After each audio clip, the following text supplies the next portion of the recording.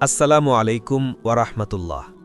প্রিয় দর্শক, জীবনে চলার পথে আমরা প্রায়ই একটি ভুল করে ফেলি। আমরা নিজেদের বড় প্রমাণ করার জন্য, শ্রেষ্ঠ প্রমাণ করার জন্য অন্যকে ছোট করার চেষ্টা করি। কর্মক্ষেত্রে, পরিবারে কিংবা বন্ধুদের আড্ডায় অন্যকে তুচ্ছ করে কথা বলা যেন আজ আমাদের অভ্যাসে পরিণত হয়েছে। কিন্তু আপনি কি জানেন, অন্যকে ছোট করে আপনি আসলে তাকে ছোট করছেন না, বরং নিজের পতন নিজেই ডেকে আনছেন? আজকের ভিডিওতে আমরা জানব কেন এবং কিভাবে অন্যকে ছোট করলে মানুষ নিজেই ছোট হয়ে যায়। শুরুতেই একটি মনস্তাত্ত্বিক সত্য বলি। মনোবিজ্ঞানীরা বলেন, যারা মানসিকভাবে দুর্বল এবং হীনমন্যতায় ভোগেন তারাই কেবল অন্যকে ছোট করে আনন্দ পান।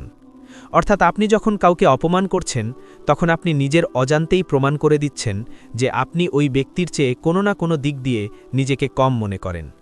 আর সেই ঘাটতি ঢাকতেই আপনি উচ্চস্বরে কথা বলেন বা ব্যঙ্গ করেন। ইসলামের দৃষ্টিতে বিষয়টি আরও ভয়াবহ। অহংকার বা অন্যকে তুচ্ছগান করা শয়তানের বৈশিষ্ট্য। মনে আছে সেই ঘটনার কথা, যখন মহান আল্লাহ আদম আলাইহিসসালামকে সৃষ্টি করলেন, তখন ইবলিস অহংকার করে বলেছিল, আমি তার চেয়ে উত্তম। এই একটি চিন্তাই তাকে জান্নাত থেকে বিতাড়িত করেছিল।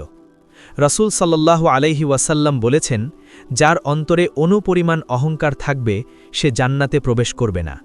সাহাবীরা জিজ্ঞেস করলেন, হে আল্লাহর রাসূল, মানুষ তো চায় তার পোশাক সুন্দর হোক, জুতো সুন্দর হোক। রাসূল সাল্লাল্লাহু আলাইহি ওয়াসাল্লাম বললেন, আল্লাহ সুন্দর, তিনি সৌন্দর্য পছন্দ করেন।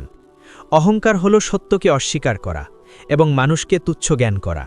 এটি সহিহ মুসলিমের হাদিস নম্বর 91। চিন্তা করুন, আমরা মাটির তৈরি মানুষ, আজ আছি কাল নেই, অথচ আমাদের অহংকারের শেষ নেই। আপনি যাকে আজ ছোট করছেন, হতে পারে আল্লাহর কাছে তার মর্যাদা আপনার চেয়ে 1000 গুণ বেশি। রাসূল সাল্লাল্লাহু আলাইহি ওয়াসাল্লাম আরও বলেছেন, যে ব্যক্তি আল্লাহর সন্তুষ্টির জন্য বিনয় অবলম্বন করে, আল্লাহ তার মর্যাদা বাড়িয়ে দেন, আর যে অহংকার করে, আল্লাহ তাকে লাঞ্ছিত করেন। এটি সহিহ মুসলিমের হাদিস নম্বর 2528। ইতিহাস সাক্ষী, ফেরাউন, নমরুদ, কারুন, তারা প্রত্যেকেই নিজেদের বড় ভেবেছিল এবং অন্যকে তুচ্ছ করেছিল। আজ তাদের নাম মানুষ ঘৃণার সাথে স্মরণ করে। অথচ আল্লাহর রাসূল সাল্লাল্লাহু আলাইহি ওয়াসাল্লাম এবং সাহাবীরা ছিলেন বিনয়ের মুস্ত প্রতীক। আজ 1400 বছর পরেও আমরা তাদের নাম সম্মানের সাথে স্মরণ করি। অন্যকে ছোট করলে 3টি ক্ষতি নিশ্চিতভাবে হয়। 1. মানুষের ভালোবাসা ও সম্মান হারাবেন। 2. অন্তরে এক ধরনের কাঠিন্যতা সৃষ্টি হবে, যা আপনাকে ইবাদত থেকে দূরে সরিয়ে দেবে। এবং 3. আল্লাহর সাহায্য থেকে বঞ্চিত হবেন, কারণ আল্লাহ অহংকারীকে পছন্দ করেন না। তাই আসুন, আজ থেকে আমরা প্রতিজ্ঞা করি, আমরা কাউকে ছোট করব না, কারো গায়ের রং, বংশ, পেশা বা দারিদ্র্য নিয়ে উপহাস করব না। বরং আমরা বিনয়ী হব, নিজেকে ছোট মনে করব না, আবার অন্যকেও ছোট করব না। আমরা একে অপরের প্রতি সম্মান প্রদর্শন করব, কারণ সম্মান দিলেই সম্মান পাওয়া যায়। আসুন আমাদের অন্তর থেকে অহংকারের বীজ উপড়ে ফেলি এবং আল্লাহর কাছে বিনীত হই।